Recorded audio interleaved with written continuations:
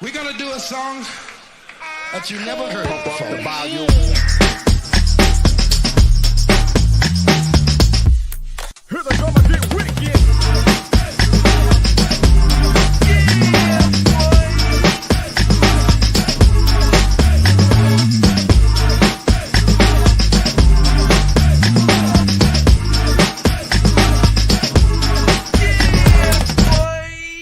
Here we go again.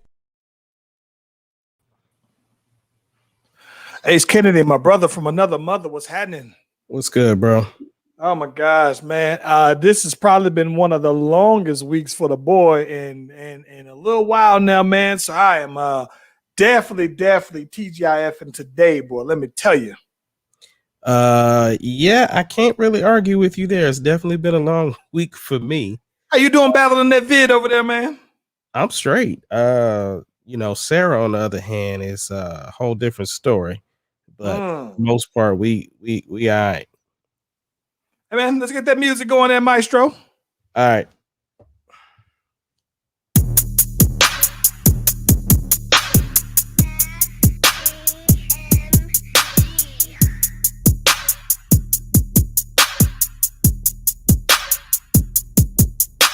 The Slash Brothers Podcast, the greatest podcast of all time.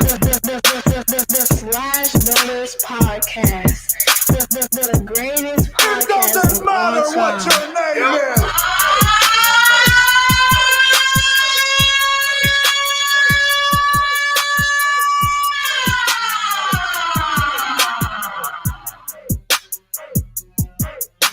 The Slash Brothers Podcast, the greatest podcast of all time.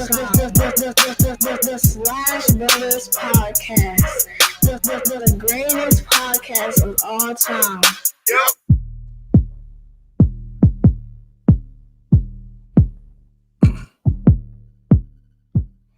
Listen, if you haven't already, be sure to like and subscribe to the Slash Brothers Facebook and YouTube page. As we mentioned, every episode is uploaded. I got behind, by the way, somebody pointed it out to me, but I got behind, but all the episodes are uploaded to Spotify directly after the show. So you can listen to your boys any way you listen to podcasts. Ace Kennedy, my brother from another mother. What's up? All right, now, give it to me. Best thing you've seen all week? Bro, I'm not even gonna front. I ain't been looking like that all week, man. Too much going on, so I have to defer to you this time. I thought you would have said the obvious. That is Charlie Mae's birthday here. No, her birthday is Monday. It is. You know what? I'm tripping, bro. I'm looking at my magnet here, and y'all sent that to me on the 5th. I have no idea what you're talking about. You sent me the birthday picture card or whatever. Okay. Yeah, her birthday is Monday coming up. I'm bugging. Listen. Let's see what I'm gonna. You know what, bro? Okay. Since we met on Tuesday, they have bust out in full-fledged the silhouette challenge. And I've seen a bunch of people doing it. Listen, let me ask you this, because I would say I've seen some funny ones. What do you think is? Which one do you think has been? Matter of fact, I'm not going to even divert. We're going to come back to that because I'm going to ask you that afterwards. Probably the best thing that I think I've seen this week, bro. So I was in Walmart last week, about a week ago, and I saw that they had oatmeal pie cereal. Now listen, oatmeal pies is my favorite snack, probably of all time. So probably the best thing I saw all week is that I finally went ahead and got them. But let me tell you though, bro, I was kind of disappointed because while they taste good, they don't taste at all like oatmeal pie. They taste just like some other kind of cereal, bro. So I was low-key disappointed. I was glad that they taste good. But I was kind of hoping that they would just really taste like I was eating oatmeal pies in milk, but it doesn't taste anything like that. Yeah, I haven't tried any of those, stuff like the honey bun The honey bun cereal. snap. See, never had any of none of those. Listen, the honey buns. Listen, so I laugh because immediately when I put that, when I did a little quick thing on my story, and people say, you gotta let me know what's up. So now I've been tagged by like 10 people in different cereal. Like, yo, I'm gonna need you to do this review on these cereal. I'm thinking, like, listen, I might have to do me a little YouTube page while I'm doing my little, the same way how you got your Kennedy crew and y'all do y'all hot food challenges. They're like, yo, I'm gonna need you to get this review on these cereal though, bro. So I might have to do my new cereal review. And listen, they put a new box of cereal every week on the aisle in Walmart. So it seemed like you'd have plenty of content to do it though, bro.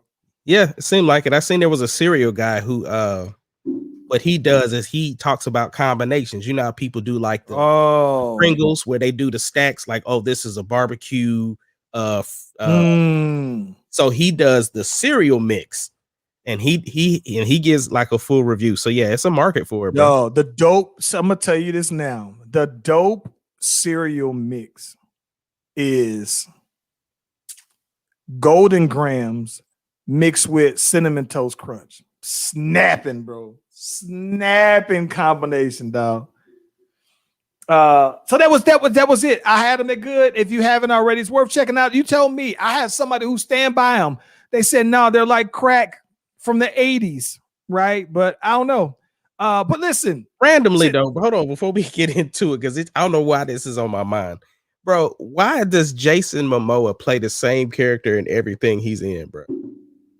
He's buff. It's hard for you to play a different role when you're buff. The Rock plays the Rock in every movie. Yeah, not necessarily. Tooth Fairy is the only one that he was different, but he was still even kind of meathead in that. No. But what I'm saying though, like with Jason Momoa, he's always like the king, the leader of some people, and he's like one of those people that will do his own stuff. He don't need like henchmen, obviously, because he's a big dude, but he's always putting the fear of something in somebody. Like you think about it from Game of Thrones, and you can take it out now. You muted my mic. I'm bugging. I'm bugging all the way over here. I'm telling. Listen, bro. I thought I was listening. Listen, y'all. Just some behind the scenes stuff. This is why I do the production on the show. I do the producing because this boy just likes to talk. Listen, bro. I was sitting here. I'm sitting here telling Landon. He walks on by, got pizza in the oven. I'm telling him, yeah, you can go ahead and take the pizza out. I'm thinking I'd have muted myself, soloed you on here. I'm gonna leave the production up to you. Anywho, back. You have a point. Shout out to my girl Sherry checking in because you might be on to something. Yeah, I'm just saying, like in Game of Thrones, he was the leader of the people. In Frontier, he the leader of the people. Obviously, in Aquaman, he reluctantly becomes the leader of the people. But I'm just saying, he just seems to play. So I'm gonna check him out. What's up? He's in a show, a movie called Brazen, and he doesn't play that role. Is that the new Netflix joint? No, it's an older movie. Okay, movie. Yeah, he got a new Netflix. He got a new Netflix one I'm gonna check out, and then yeah, I mean he's got a couple of different roles, but every time I see him in something, he's always the badass, so to speak. What do you want to do? See him playing the You want to see him playing like the opera singer or what? No, I can see him being a spy, like somebody who does stuff solo. He has to cut his hair then. He has to cut his hair then. Doesn't necessarily have to cut his hair, bro. This is 2021, bro. There's so many different things that would be a thing. When I say spy, he doesn't necessarily have to be suit and tie James Bond spy. Like I'm talking about somebody who a fixer, somebody who is hired to be an assassin or do like something where he's solo and kind of being the hero, where like he's gonna be the hero or make him a villain or whatever the case may be, but he always got a crew behind him that's following him and like he's always in the wilderness, like you know what I'm saying, like it just seems like it's almost like your boy what's your boy named from Taken, Liam Neeson, right? Liam Neeson has played the same character somebody else 6 straight movies, right? And it works, and I get it, like he typecast it, but I'm gonna be honest. I don't want Liam Neeson to babysit my kid, bro. What you mean? if your kids then got taken in 3 movies, I don't want you to watch my kid at all, bro. Not even for play. Not even in real life. I don't want you to take my kid. I don't want you to watch my kid at all. I don't know. Sorry, I got sidetracked, but it just was on my mind. I'm like, this boy Jason. Well, listen, apparently it is working because Sherry says he is so fine, I'd follow him anywhere. So yeah. It's probably why his Super Bowl commercial was so successful when he was pulling off all his muscles. Oh my gosh, I forgot about that. That was hilarious though, bro. Yeah. So anyway, you were bringing up something. What's going on? Listen, they've been doing the silhouette challenge, started from TikTok. Yeah. And I actually saw my first one on Twitter. So, okay. But I understand what I see where it went because I didn't know what it was. Listen, I got a question for you there, Ace Kennedy. What's up? There was recently the Busted challenge, which I thought was phenomenal, right?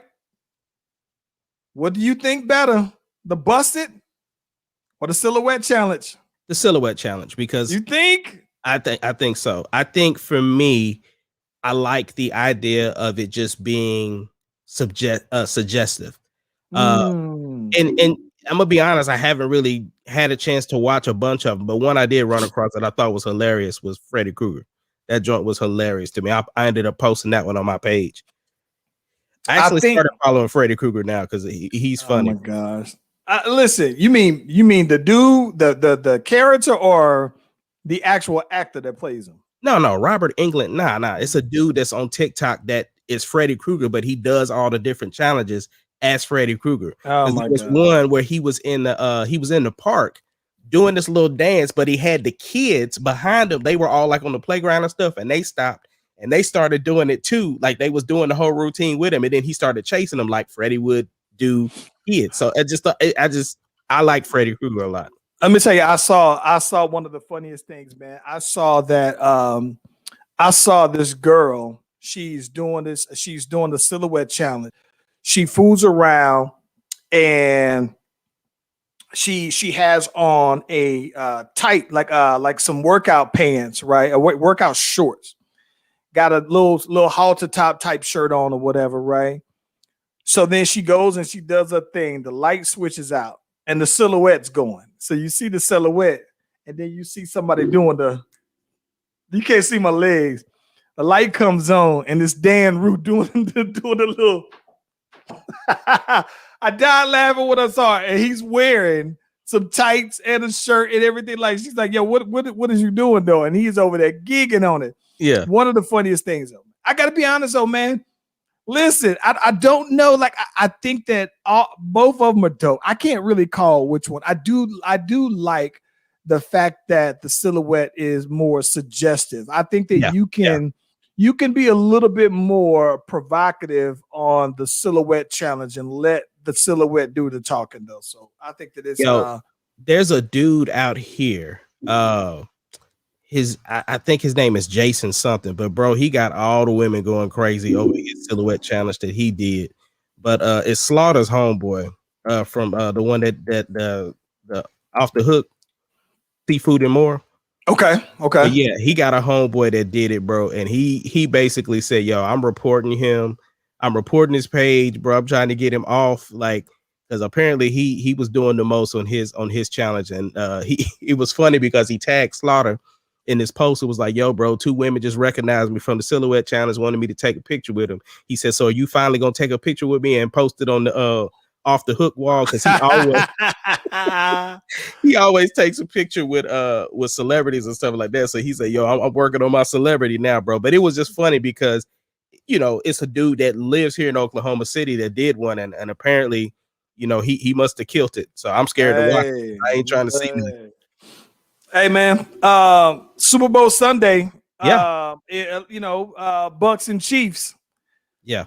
Listen, I almost, bruh. Okay, who you got? I gotta go with my cousin. I can't go against my cousin. That's stupid. Who the hell is which one of your cousins is in now? It's Anthony Hitchens. I'm about to bring a pick because I knew where your brain was going. Number 53 for doggone the Chiefs. I don't even know who Anthony Hitchens is. I figured you wouldn't.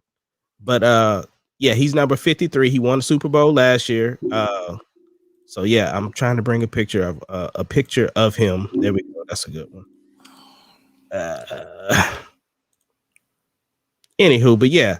So I gotta go with Cuz. Because I mean, shoot, if I'm I can't. It's hard to root against. It's hard to root against Brady, but at the same time, it's just one of them things. Like, I ain't never seen you with this dude in my life, bro. you said what? I ain't never seen you anywhere with this man in my life. Why would you see me with him just because he's my cousin? I don't know. I think you see me with most of my cousins.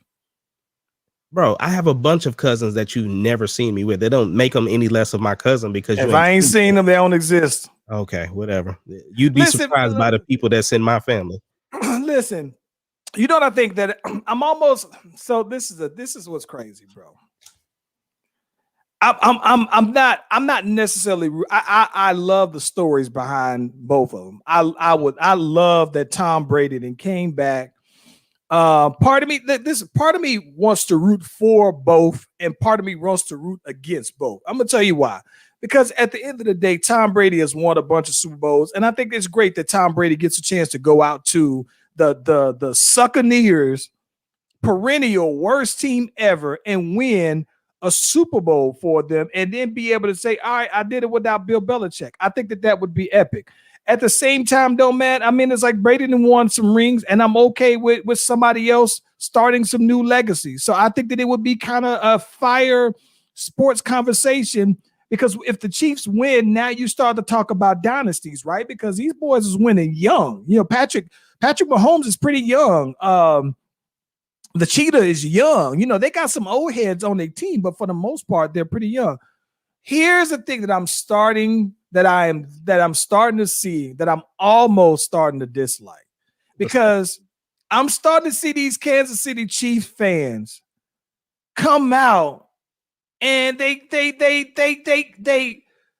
got a Super Bowl and they there, and they're acting like, you know, we don't remember the past 15 years before y'all won a Super Bowl, the past 20. You know what I'm saying? Like, part of me think like, listen, I like the Chiefs, but I'm looking at some of these fans, man, and I'm looking at y'all, how they just feel like these boys uppity now with their nose in the air, and I'm just like, no, Chiefs, I thought y'all fans would be the number ones who would know to be humble about winning, and I'm starting to just see the opposite, bro. Like, and so for that reason, though, bro, I'm not really rooting for anybody. I just hope that it's a high-scoring game. Like, I want to see it to where the winner scores 35 to like 33.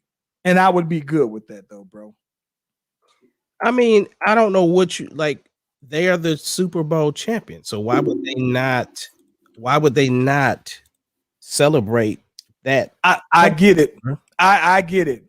But I'm talking about, I understand that you are the Super Bowl champions now, but for the past 30 years, you've been looking very Dallas Cowboyish. If we're being honest, the Kansas City Chiefs have had great players for my entire lifetime. Christian Okoye, Derek Thomas, Joe Montana played there.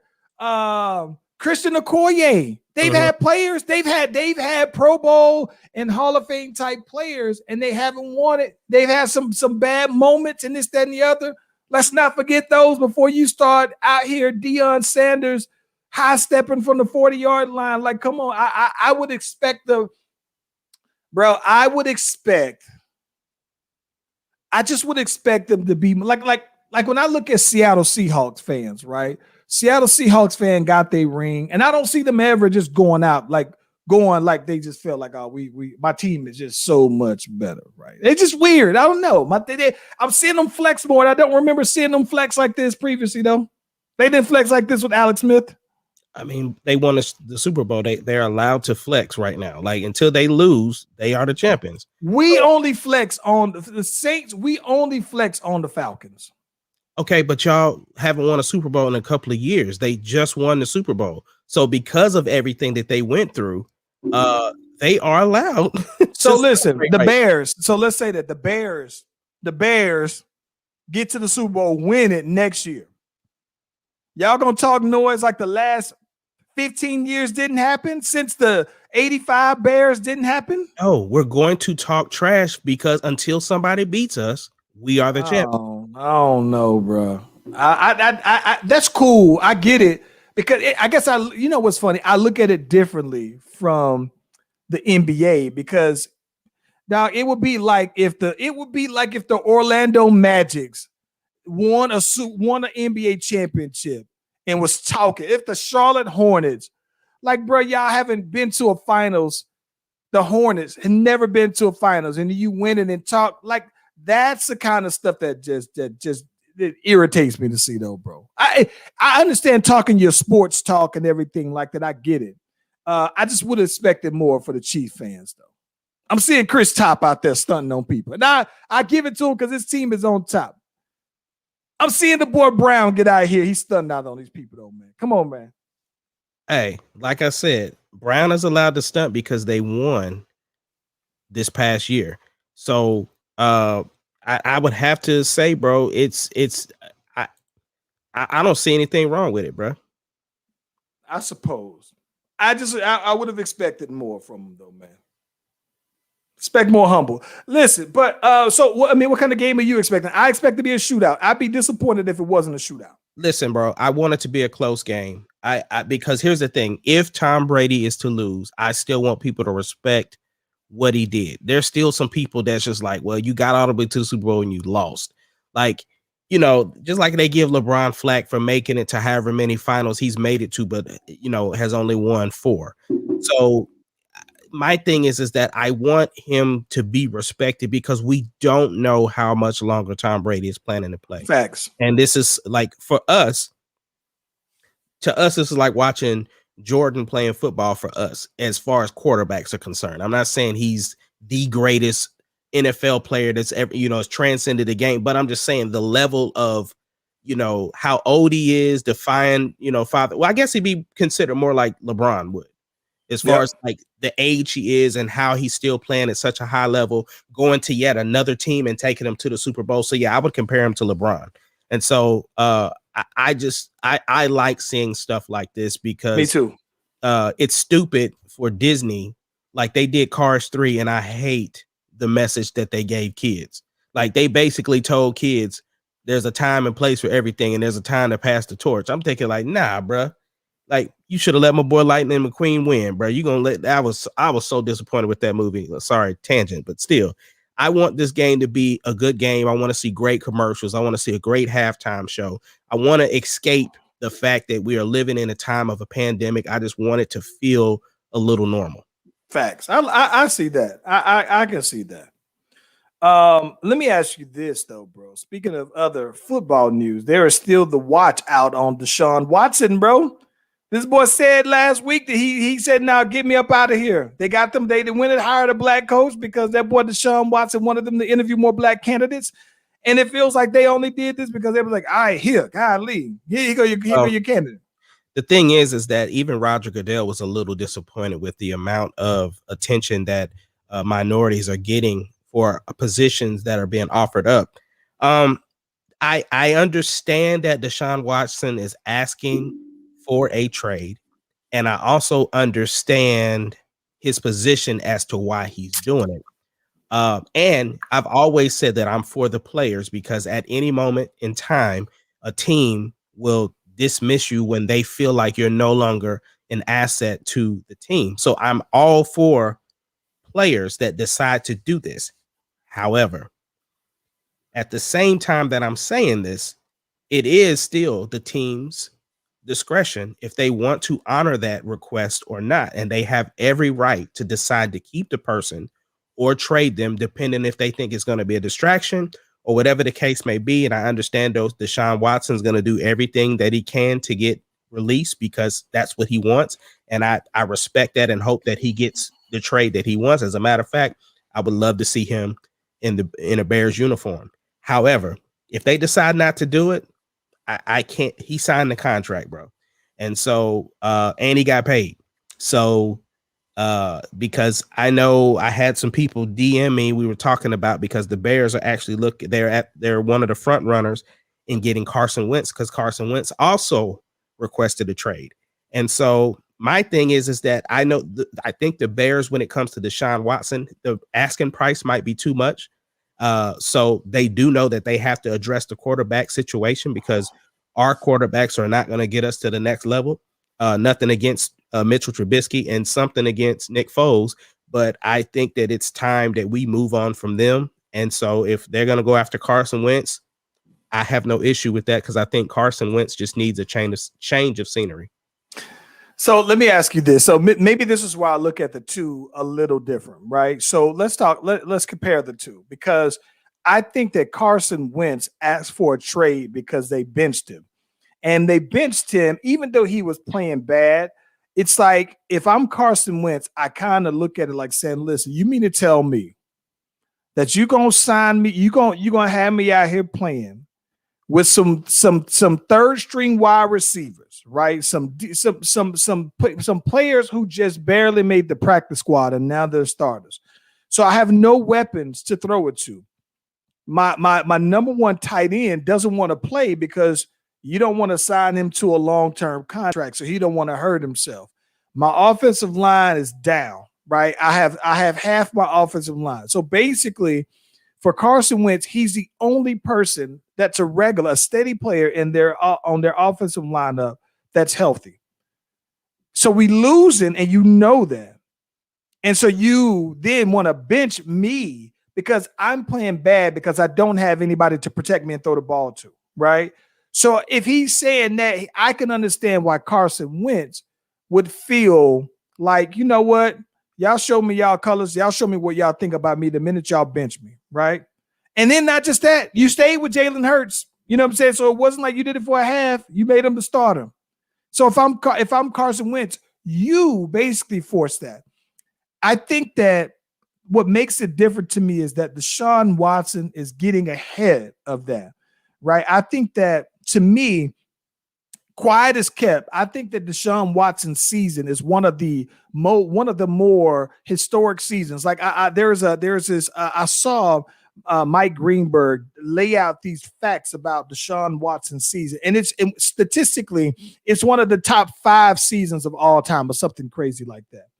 But I think that if you're Deshaun Watson early on, you've noticed that, all right, you know what, me at this position commands the attention, it commands the salary. So he didn't already bank 80 bands, right? Because he got 40 for this season. He sounded like a $40 million bonus. So he already is banked up, right? And so I think that even though he signed the contract, very much like James Harden, I think that he probably just looked around and says, nah, I don't even think that this franchise is capable of putting around the best players around me, considering that they've had Hall of Fame level players, Andre Johnson, DeAndre Hopkins beforehand, and they put up these great numbers all for nothing. And so I think that he recognized that early. So to your point, I'm all for the players saying, nah, this is the only way I can do this particular move. But if I know, if I'm a franchise that he just put out one of the top NFL seasons of all time, and all we got is 4 wins for that, right? But I'm still trying to keep him. The quarterback is the heart. Like that's it. Once you got that guy, you think about it. The Bears haven't got it right since the Super Bowl run, right? The Vikings still don't quite all the way believe in Kirk Cousins. The Redskins haven't quite gotten it right yet. You know what I'm saying? And when you don't have that guy, you are just a team in search of that guy, right? And so I understand why they're like, nah, you still are that dude, regardless of what. You are the one that we got. Let me ask you this, though. I'm going to tell you a trade that I think makes sense.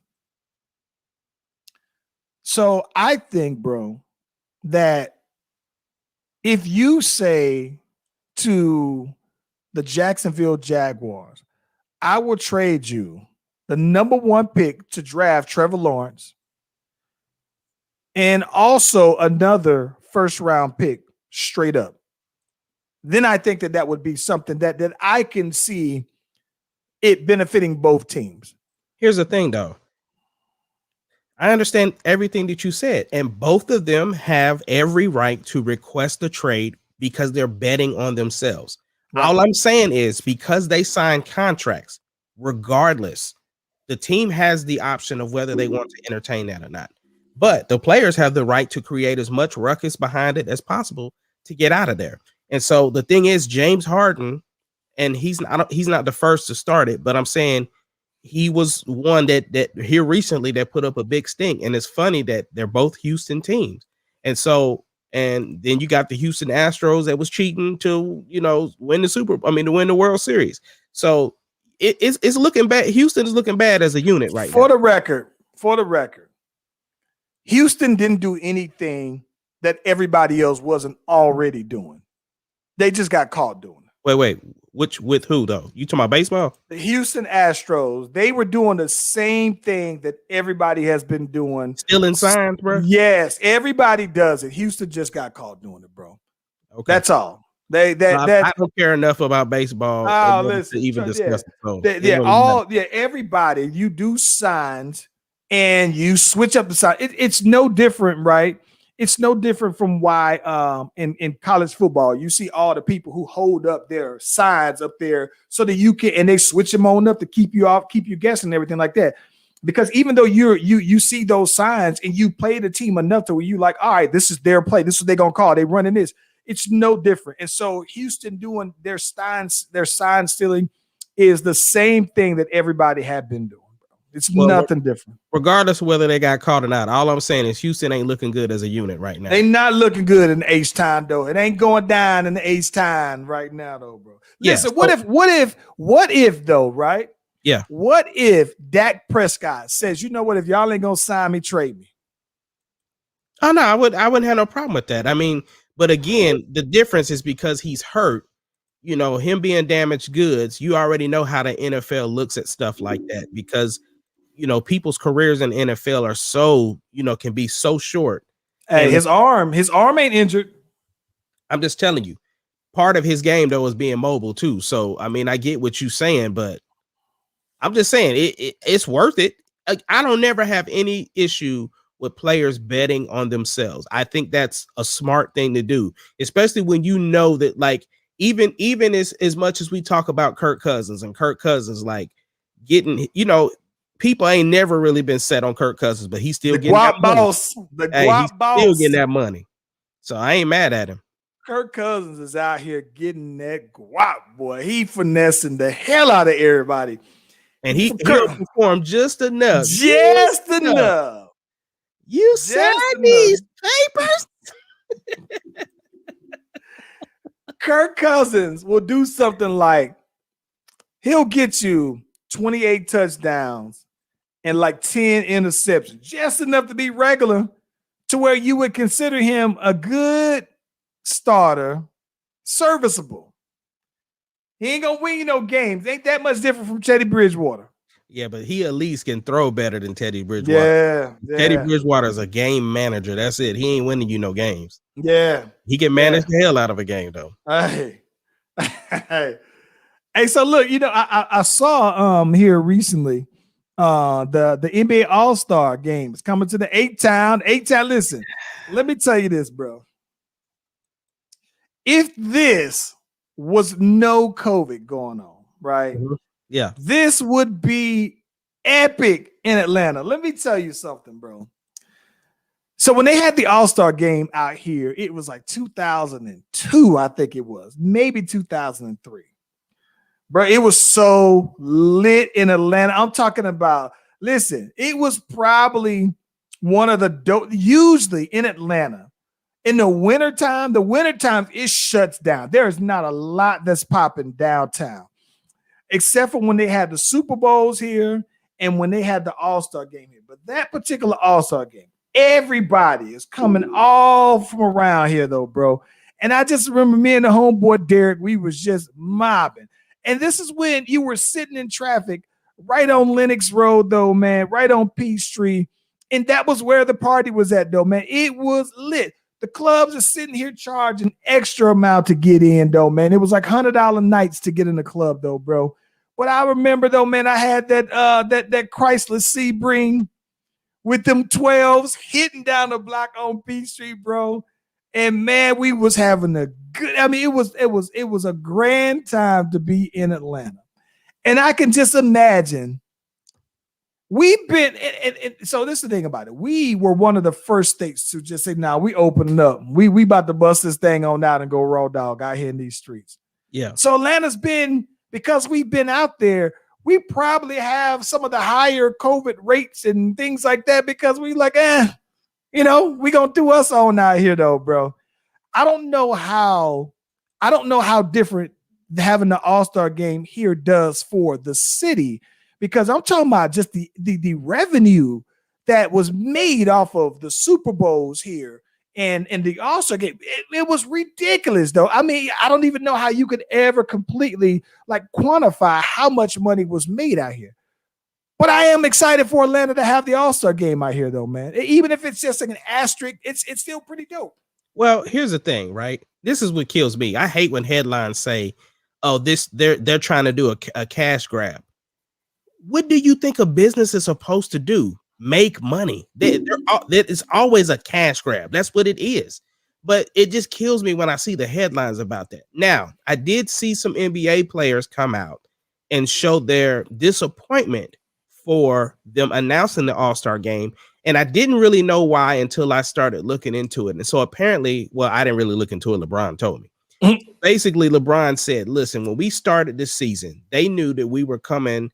It was going to be a shortened season, and that we only had 71 days from the last season started. So, and they told us that the All-Star break time would be a time where we could basically have a mini vacation to get ready for the second half of the season. And then all of a sudden, the Players Association and the owners decided they wanted to have this All-Star game. So that it was a sham. So he said basically a slap in the face because we agreed to this season based upon these principles, and now you up and decide to change it. When he was like, I'm gonna be honest, I'm not motivated to have an All-Star game this season with such a shortened season, and I had already planned to get my mind right on this break. Like, and for LeBron, who won a championship, played more games than anybody. And trying to keep his legs fresh and keep his team ready to go mentally and everything like that, I could understand his perspective for the All-Star break. What about you? I think that LeBron could always opt to not play.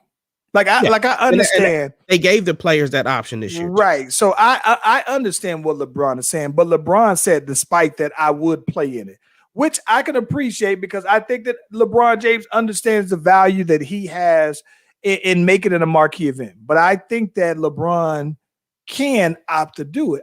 So here is the thing, though, man. I get what LeBron is saying. If we've already agreed that was going to be the case, and now we're flipping it. But at the same time, he's the vice president of the Players Association. Chris Paul is the president of it. So I'm thinking like, this is your ace. You mean to tell me that maybe y'all talked about it and y'all just don't agree on it? I don't know. I just think that it's not as bad as I think LeBron is actually making. Like, I understand that for him personally and for his team situation that it does. So if you're saying I got to look out, if you feel that way, then look out for you and yours and just say, hey, I'm not gonna play. You can't remove the nomination, right? I mean, he's gonna want the selection because LeBron knows the history of the selections, right? But I think that LeBron, if he feels that strongly, decline to play, and then that way somebody else can play in his position. I think, if anything, to me, that shows a couple of different things, though, bro. There are a lot of players that are putting up seasons, though, that I don't think that people saw coming at the beginning of the year, right? So you got like Adam, what's my dude? I'm talking about Adam Levine. What's my dude who won the dunk contest? Gordon. Zach Levine. So Zach Levine is averaging like 20-something points again, right? Bradley Beal is averaging like 30-something points again. Julian Randle is kept playing a great season this year. Shea Gilgeous-Alexander. Don't you be forgetting my boy, bro. Well, listen, I was gonna say him, but I think that there are other people who came after him that I was surprised with. Case in point, I'm surprised that Colin Sexton is balling the way he is. He put up 40 or something on KD. Then he's averaged like 20 something a game. Now, listen, what's crazy about this is Colin Sexton. I remember watching him play when he was at, I think he was at Alabama when Avery Johnson was there. So I was watching him in high school and I thought he could ball. And he's like one of those kind of newer age kind of scoring point guards, basically. And I thought he was going to be nice. Came into the league, averaged like about 12 points at first. Second season, averaged about 14, 15. But this time he made a huge jump. And I think that even with Cleveland having a winning record now, and they're tough out. So he surprised me more than a lot of people, probably more than the boy Shea, man. Probably. See, that's the thing. Everything that you're saying is kind of the same thing that happened with Shea, because I didn't think Shea was ready to have the team by itself. But lo and behold, since Chris Paul has been gone, he has like completely done this 180 to where his game and his basketball IQ and everything has been up, where they've been giving him the last shot of the game. And it, like I said, his whole game has changed since Chris Paul's been gone. And it's really like he's really coming to his own in Oklahoma City, kind of like that same deal what you was talking about with Colin Sexton. So I'm that's why I'm fighting so hard for the boy Shea to get that nod, because he is playing at an all-star level. I think that just at that position, though, right? I just think that when you look at the games, the Stephs, right? It's just like, who you gonna put over him, though, right? Like who you gonna put under? I mean, who's he gonna put over? Like, let me ask you a question. But the boy Lou Dort, my boy. Let me ask you a question. How many games have you watched of the Thunder? I've watched probably 3 games of the Thunder. And oddly enough, they lost all 3 of them. So maybe I'm jinxing them. I don't know. Well, at least you get to watch them, because unfortunately right now, I haven't seen a single Thunder game this season because of YouTube TV. They finally, whatever stuff that happened, but YouTube, only people that has the local channels to be able to watch the Thunder is Fox Sports News, and if you have like Dish or something like that. But it's I've seen them, and I've seen them play on Fox Sports too. That's where I've actually seen them at, and it's interesting though, man, because like I said, I've watched the Thunder, and like that's the thing. I'm not into the dailies of their roster and everything like that. I'm watching what I'm saying is that I'm watching who's on the floor, right? So it's like I don't know who's on the bench and not playing. I'm only watching who's on the floor and how they play. Yeah. So I don't know, but there's a lot. I think that there are probably, bro, like something like 16 players in the NBA right now that are averaging like over 26 points a game. Like, I think that's insane though, bro. Like I remember, man, probably like 10 years ago, maybe even like 15 years ago, where 26 points a game would give you the scoring title. Like, I think Tracy McGrady won the scoring title, and he was like one of the only people in the league that was averaging 26 or 27 points a game though, bro. So it's crazy to me on how bad that defenses are playing this way, because you think about that though, bro. Like I saw the other day, I was watching the Warriors, and dog, I saw Kelly Oubre score 40 points in the game, right? And not just that he scored 40 points, looked easy, right? He scored 40 some points, and it looked like he could have scored 20. And what was wild about it is at the end score, they wound up scoring like 100 and almost like 47 points, like almost 150. I mean, it was like ridiculous though, bro. And then I saw even KD them give up, 140 some points to the Hawks, no overtime. I was like, what in the hell is going on with the defense, bro? All these threes that's raining, bro. And that's the thing that I'm gonna be completely honest with you. I don't mind somebody who is a 3-point specialist like Steph, where I see Steph taking threes like they're layups, right? Because he got that. But I guess what I don't want to see though, man, I don't want to just watch a 3-point shooting contest. Like it's weird though, bro, because what I love about the NBA is the athleticism that it takes to score buckets though, bro, and get to the paint and score buckets and get creative with taking fouls and scoring buckets. But it's like I don't get much of that watching the NBA these days. So it's kind of hard to watch unless I'm watching a team where they specialize in shooting. Like I saw the Nets. Some points up on us like that. Who that? Houston. Them boys had oh my god 48 points in the first quarter, bro. I was like, boy, stop with the amount of threes that they was raining, bro. It didn't even make no sense, bro. I saw goddamn listen, I saw Kyrie Irving when they was playing against they played against the Clippers, right? The Clippers were back on defense and Kyrie got a loose ball, right? His whole team is behind him. Kyrie runs 1-on-3 and pulls up from the 3-point and makes it. He was on fire. He was cooking. But I can appreciate that because that's what he does. But like, I don't want to see power forwards out here shooting. Like, I don't want to see Al Horford shooting threes all day long. Like, stop playing with me, bro. Taking them though.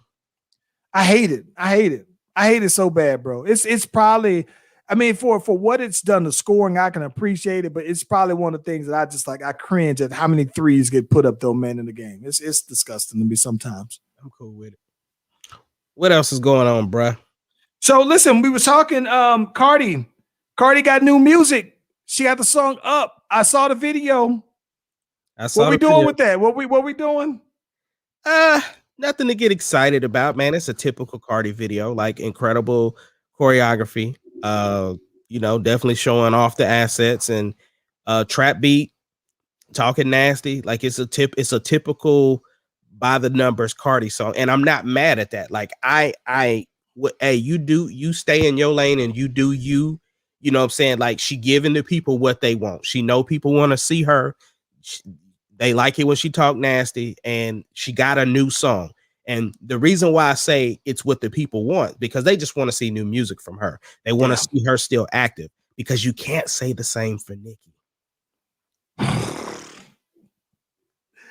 Oh man, that was a little dig at the nigga. Let me pull that. No, listen, I love Nicki. I want to see Nicki win, but at the same time, she's not giving the people what she wants. It's a difference in getting a feature from Nicki than having a song from Nicki. And what I liked about Cardi, she came off of a big song with Megan Thee Stallion, who the Texas treasure, who should be protected at all times and at all costs. Okay, so she came off a big song like that, and then she did a song by herself. And so I respect that. Regardless, the song is not going to be as big as WAP. It's probably going to go hard in the club, but I mean, it's a pandemic, so you know. But at the same time, the fact that she actually released a song, she's got an album ready to go. They just think so? No, there's no thinking in it. She does. Cardi is really transparent about stuff. So she has music ready to go. So the fact that she dropped a single wasn't surprising. She is just working on ways to market it. She's also trying to figure out, because she's got opportunities to do film. So she's really working hard. She has a lot of things, in the works, but the fact that she actually released the music, got the choreography, and you can tell that her and Megan have to be great friends, because Megan also had a video. She did the video for Body, which had the choreography. It looks like some of the same cinematography. It looks like they may even have had the same director, because it's the director from, I know for Megan's, it's the same director from WAP. And so kind of a simple video, choreography, showing the assets. So I'm just saying they're working. Let me ask you this though: which video do you like more, Body or Up? Personally, I liked Body better, but that's not a knock it Up. I just think that, to me, the color content that was in Up was kind of reminiscent of WAP, and so I just seen it. So the fact that Megan went to this black dark scene, and it just looked like they were really focused on the choreography. it felt a little bit. I mean, like I said, they both very similar, but I just think because I just saw the color tones of the bright, vibrant colors from WAP and then go into Up, it just felt a little more different to see. It just felt like Cardi walked off of the set of WAP and walked straight into Up, in my opinion. Yo, I'm gonna be honest. I think that this is what I find as a man. Yeah. And I don't want to seem like this is a very manly thing to say, not chauvinist, but manly. As a man, I think that Megan just showed more in the video for body. I mean, you got to if it's called body, so you got to show more cakes in body. But bruh, well, I don't know, because Up had some cakes in it. Listen, but I'm just saying, like, I'm saying that. And I'm gonna get to that. I think that Megan just had more bodies, more variety of bodies in it. Like when she had Taraji come out there and show them cakes, that has some wow factor into it. But listen, dog, Cardi was on there. When I was listening to the words, I said, yo, she talking real spicy out here, though, bro. Yeah, she was. Oh my God. And listen, it had me thinking. You brought up Nicki Minaj. Let me ask you something, bro. Does Cardi B seems more likable to you than Nicki? No, she's just more present. Like, I think we were having these same conversations when it was just Nicki breaking all the records and doing the stuff that she was doing in a climate where there wasn't necessarily much female perspective to that degree. So I think now that Cardi's kind of been silent, I mean, Nicki's been more silent. Cardi's out here filling that void of the space that the proverbial space that we talk about that's only a spot for females. So I get that. But let me ask you this, though. Even in their hotness, right? At Nicki's peak hotness. Okay. So answer your question, yes, I think Cardi is more likable because she's more personable. That is what I think. Because Cardi will respond to BS. Like if you say something about her, she will then come out and respond to let you know I'm listening and seeing what you guys are saying and what you are doing about me, and stuff that she doesn't have to respond to that I'm sure her publicist is like, I wouldn't say nothing about that. And she's still like, nope, I got time today for this petty and I'm going to say it. And regardless and she gets backlash for stuff, but she owns it and it puts herself out there in front of things. So I respect that. And I think because of that, more people feel like they know her. And so she's more personable. And I feel the same way. I think that the reason why people like Cardi more is because it feels like it's Cardi B, the person, not Cardi B as the artist. And then the real name, government name is something different. I think it feels, and it could very well be different. I just feel like it feels like very much the same Cardi that you see. It's a Cardi that you actually would get. And it feels like Nicki Minaj, while for what I know about, I love me some Nicki Minaj, but it does feel like not an act, but it doesn't feel as authentic to me as Cardi. Maybe it's because you've seen Cardi on TV as the first way you've seen her, and it's supposedly reality show. So this is saying this is some realness. This is the real me. And so you've actually watched her grow in front of you, right? Whereas too, I feel like we didn't get to see that Nicki. We kind of caught Nicki, Young Money sign Nicki with the body from the jump.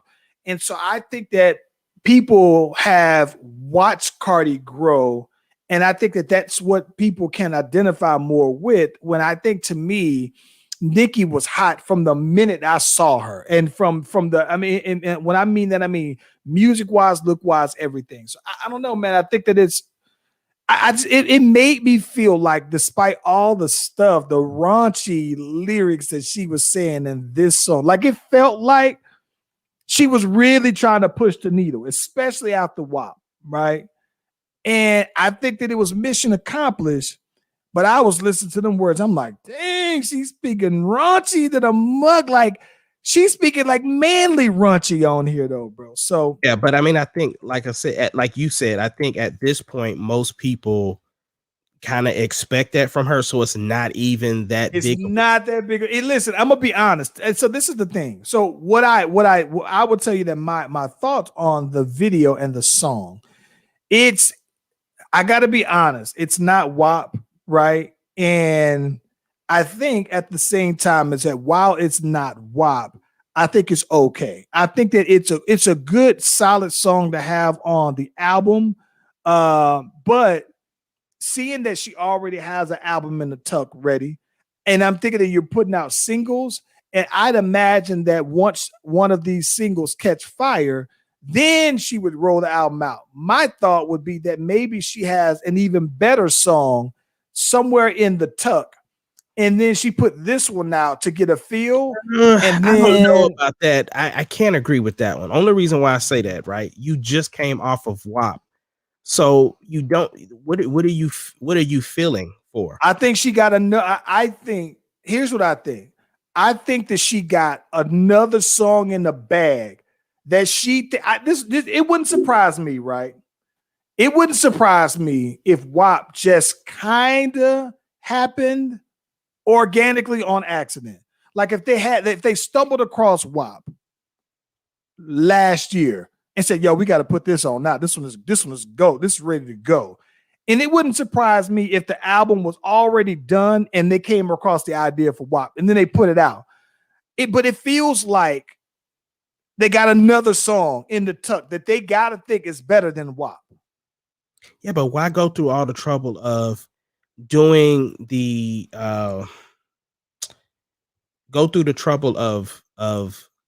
having a video and Gotta do it. Megan was hot at the time. You know what I'm saying? So everything lined. I think, bro, that she probably had the album ready.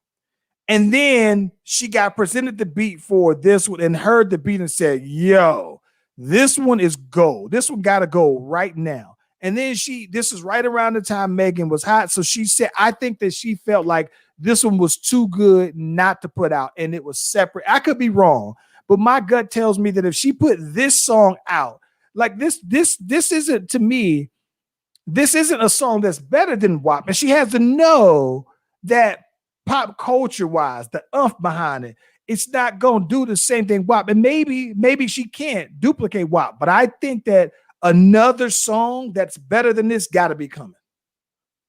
We'll see. I like I said, I think that they were banking on this being a strong single that would get them to carry them over until she dropped an album. Listen, bro, it makes me like her. It makes me like her more though. Like it's crazy because I was already a big Cardi fan. And I'm gonna be honest. I caught on to Cardi later. You know what I'm saying? It was right around Bodak Yellow. It was Bodak Yellow for me. Yeah, it was Bodak Yellow for me. Like I wasn't one that was copping her old mixtapes or nothing like that. It was Bodak Yellow, and I knew that she was on the little reality show, so I've been seeing her. But musically, it was Bodak Yellow, and it was only because I felt like I was attracted to how polished the music sounded. Yeah. Well, man, listen, let's get on to this last topic before we get on out of here, bro. Listen, so we were talking, and you know what? I thought I had my go-to sheet here from the music from the research department. Nah, it's we'll talk about it Tuesday. We ain't got no rush. Okay. Yeah, I don't got my cheat sheet. I wanted to have my facts ready, and I had to make sure I had my R&B hat ready for it. Well, here's the thing. I'm gonna just say this because I did do a little bit of research. Usher would definitely win. Usher would definitely win, but at the same token, I think that's because if you're putting Justin Timberlake in the R&B section, he's not gonna do as well when it comes because Justin is more pop. And so when you're talking about that type of verses, unless Justin Timberlake's fans show up, it wouldn't be a fair battle.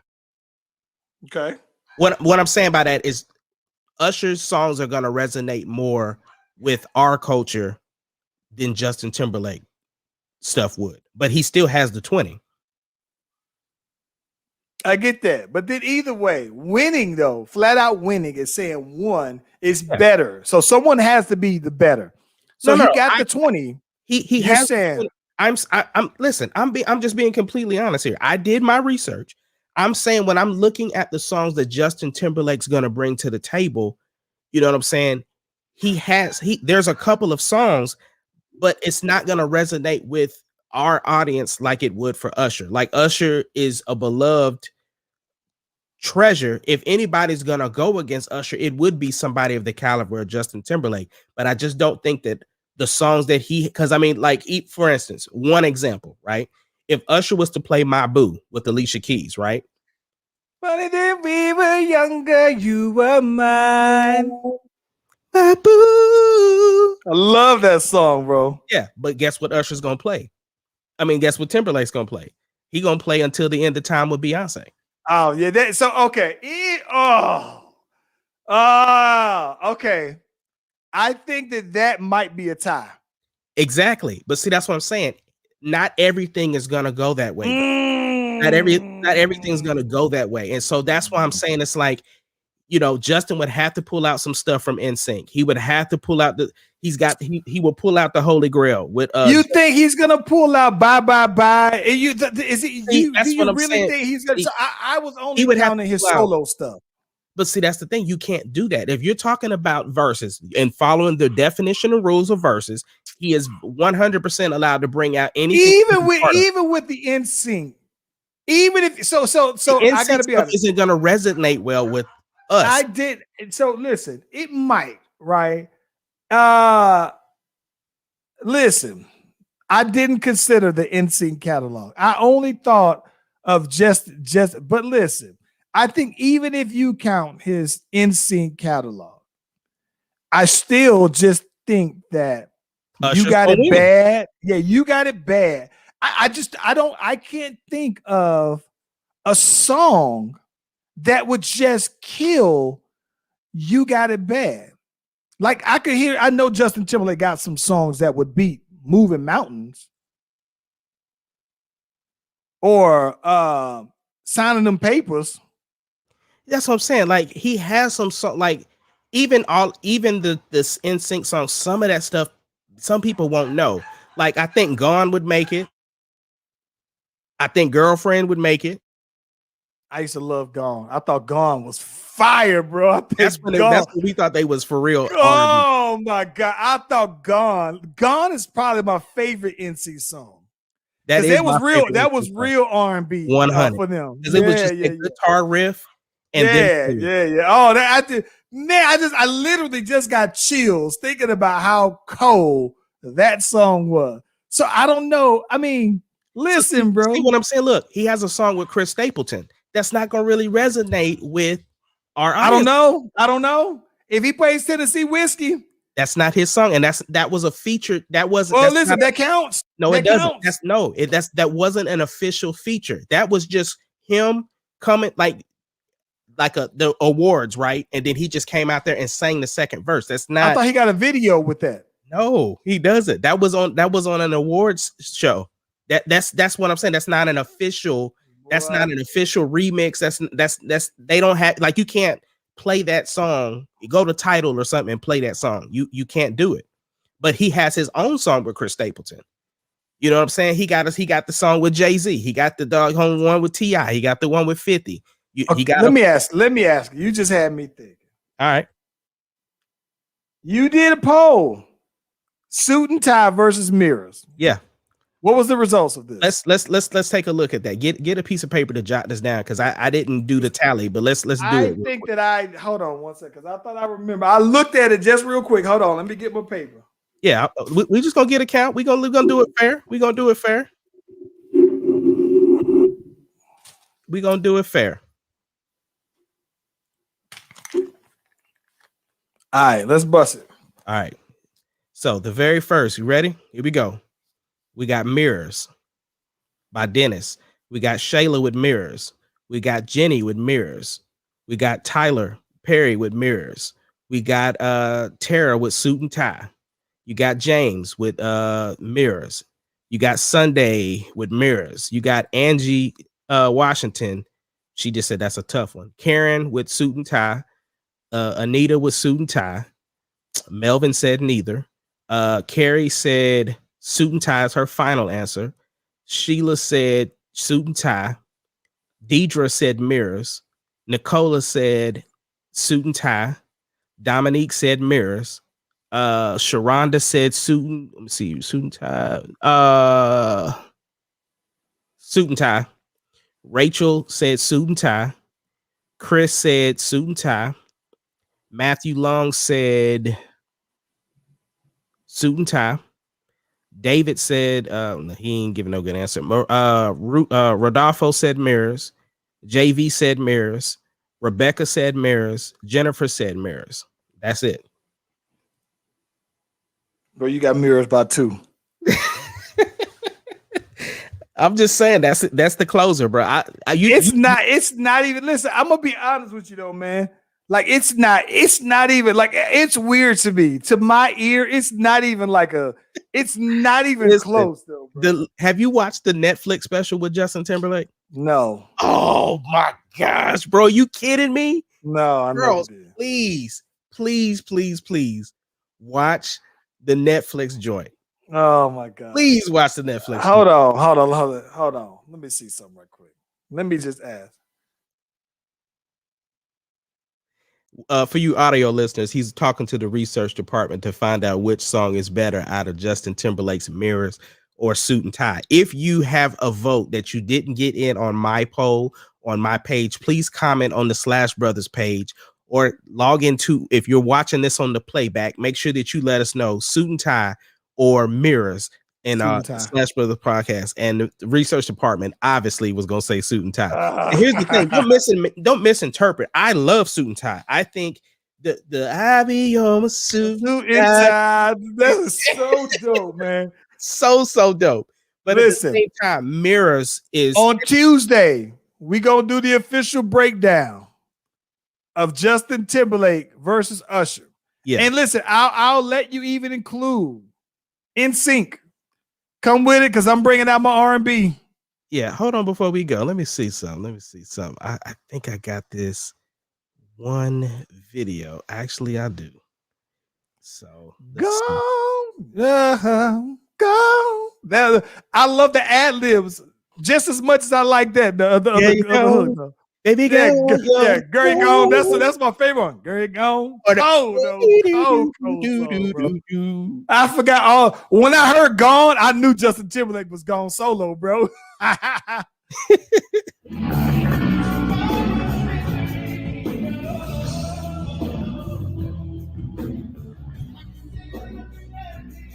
can't hardly hear you good. You said what? I can't hear it that good.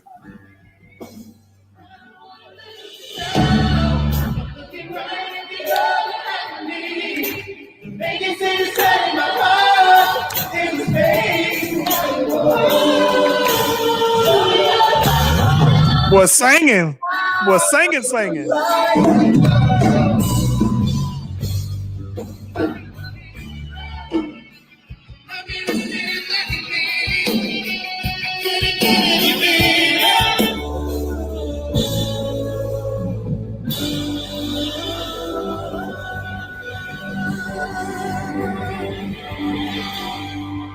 Sex with chocolate. Oh yeah. I don't know, man. Like, so listen, we got it right now. Mirrors is up by 1 vote. I'm gonna post it on my page, bro. Yeah, do it. Because I mean, I know, but listen, you gotta watch the Netflix joint though. That Justin Timberlake and the Tennessee Kids, bro, they put on a show. But like I said, Mirrors live is so sick. And just like, I mean, you gonna have me go watch Suit and Tie just as when we get off here, just because like I think the song is fire, but I still think Mirrors is his. I think that's his one though. I think that's his closer. Oh my God, better. I'm about to put this right now. Yeah, Justin Timberlake song. Boom. Mirrors. While you doing that, man, I just want to shout out my boy Ben for this amazing hoodie, bro. This Fresh 8 go hard, bro. It's comfortable. I see you there, bro. I see you. Listen, it's got the fresh shape down the sleeve, bro. Yo, he got it to me. Shipping was great.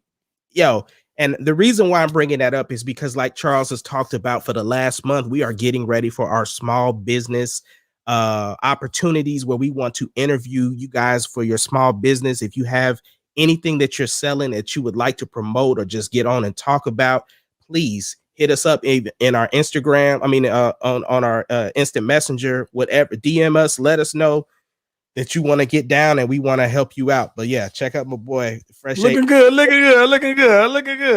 Yes, sir. Hey, Kennedy, man, let's go ahead. You know what? No, I'm getting ready for the weekend though, man. And I am like I said, we're supposed to get some rain tomorrow though, man. But even still though, man, I'm looking forward to doing some more relaxing here this weekend. But I'm trying to find some stuff to get into, man. I'm tired of wearing sweatpants here every single day. So I got to get on out and do something that requires me to get dressed up like a grown folk. I hear you, bro. What you got going on, man? Hey, just still getting my house clean, trying to get ready for Sarah, and that's about it, man. I've had nachos every single Super Bowl for probably like the last 5 years. What you got planned for the Super Bowl? It just depends on. It really depends because I was planning to do some barbecue, but I think that's probably what we're having tonight. So I don't know that my family will be up for that. And plus, only a couple of people that really eat the barbecue anyway. So I may still do it. We'll see, and maybe make nachos or something for them. Just depends on what they want. But I might go still put my order in. So yeah, man. Well, hey, let's get that music. Take them home there, bro. Hamsky.